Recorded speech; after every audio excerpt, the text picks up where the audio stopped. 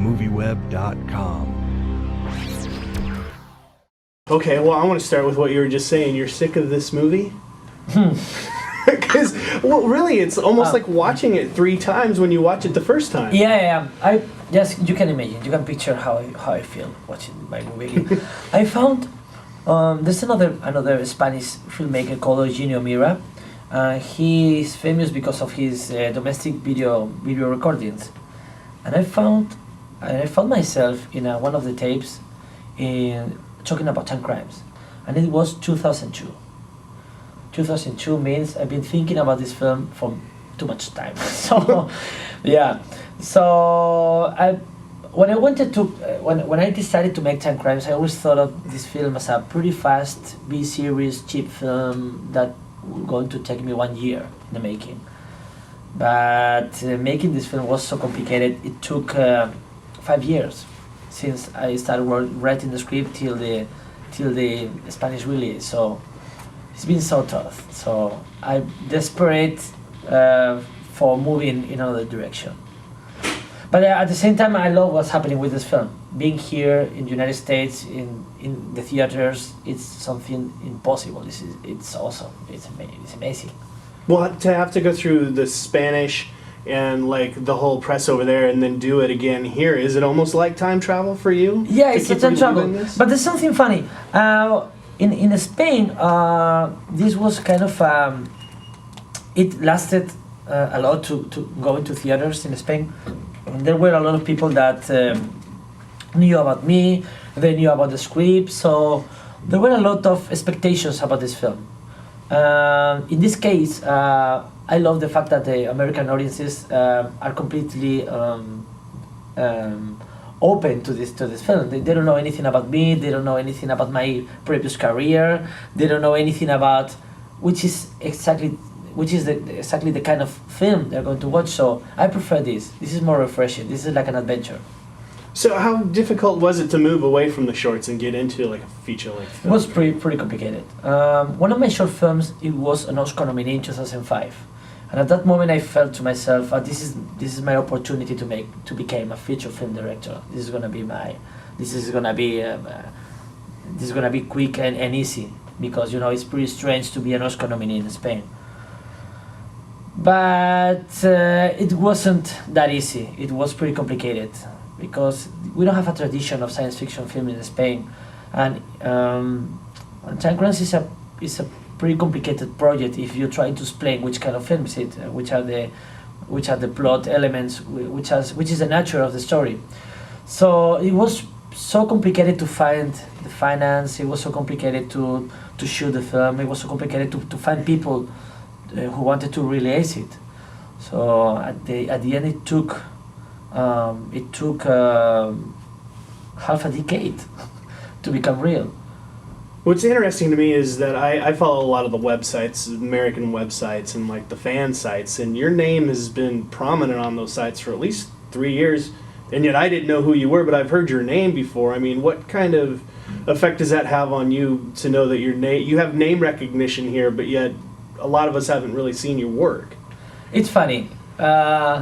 I know my name really works in English because there are a lot of O's, and that really sticks in your mind. Nacho Vigalondo. I know the name sticks, but I know some web pages have been following my work because of my work at short films, and they are short films in these days. They move easily in the internet because of YouTube, because of this easy format.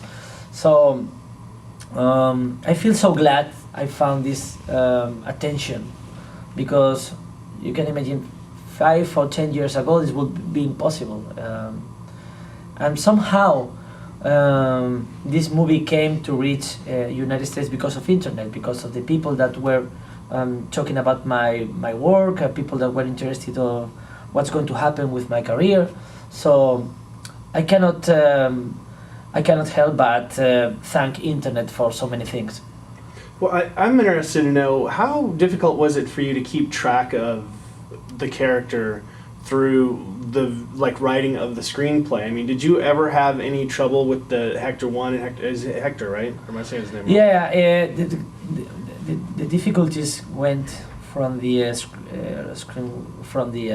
screenwriting to the editing. All the parts, all the different phases of making this film were pretty complicated in that sense. In order to make everything be in the perfect place to match with all the other things.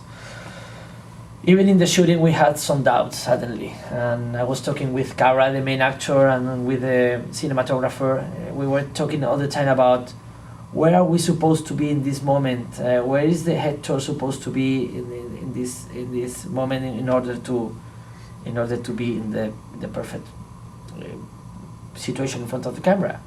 Because in this movie, shoot by shoot, you have to be very specific about what to show, and at the same time, you have to know what to hide, because there's a lot of things that are hidden all the time, and are revealed in the last part of the film. So it's been like making a puzzle. But what is fun is that first you make a puzzle and you solve a puzzle, and then you give the audience the opportunity to play with the same puzzle again. So. And why did you decide to put yourself in the film? Was that because you really wanted to act, or was there no one else around for that role? Oh, I've been working as an actor for a decade in the 90s, working in commercials, working in short films. And sometimes I work in my own films, but not in all of them. In this case, I love the idea of playing the role of the director inside the movie, because somehow the character I play is someone that tries to pull the strings, but at the end he discovers, and we discover, that he's another victim. So it's like a metaphor of what happens when you're making a movie. You are supposed to be the master, you're supposed to be the head, you're pulling the strings, but you are less important than the film itself. You are another victim of the film. So for me, it's funny the way I, for example, in my relationship with Carol Lejalde as a filmmaker, was not so far than the relationship my character has with the character of Carol Lejalde, the character of Hector. So I love that kind of games between reality and fiction. Well, I guess it just seems like it would be difficult with so much stuff going on in this film to be in control of that while also doing this other job on set. I guess is what amazed me about you being in the film.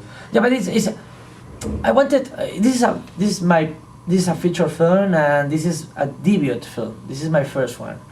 I think that your first film has to be an act of craziness and an act of wilderness.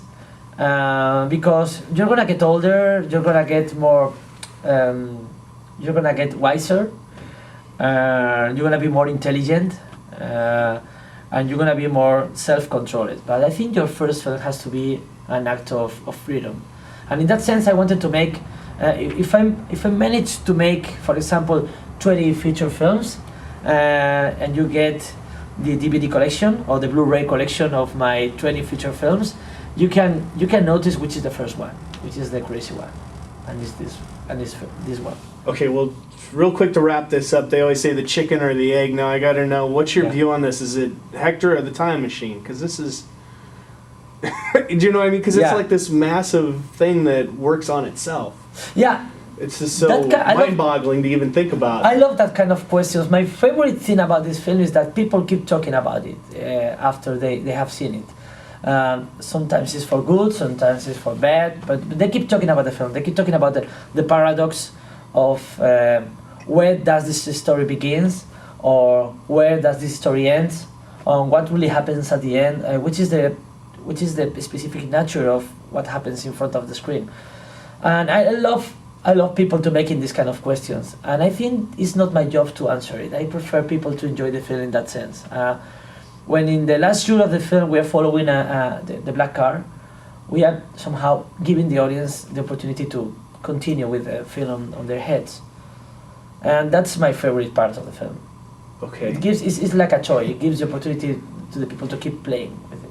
Can I just ask one real last question? Is I know with the other film that came out, you guys were talking about this right before I came in, with Let the Right One In. The director of that film wasn't quite happy that there was a remake, but are you okay with the fact that they're remaking this for the English audiences? I have to be honest with myself. This is my first film this is my my very first job as a feature director, and I never could imagine they wanted to make a remake. And at the same time, when you think of some other remakes, you are always like, oh, no, I prefer the original. I don't like the remakes. I don't like, why are they keep making remakes? Please make something original. But in my case, it's like, it's so cool because, really hot people are involved in the remake. Steve Salian, Tim Sexton, United Artists. They're gonna make a movie that is, I can assume it's gonna be better than mine because they are people with more experience and more talented. So I feel so honored, and at the same time, it really is going to help me in order to find a way to continue my career and make American films here. So it's a great opportunity.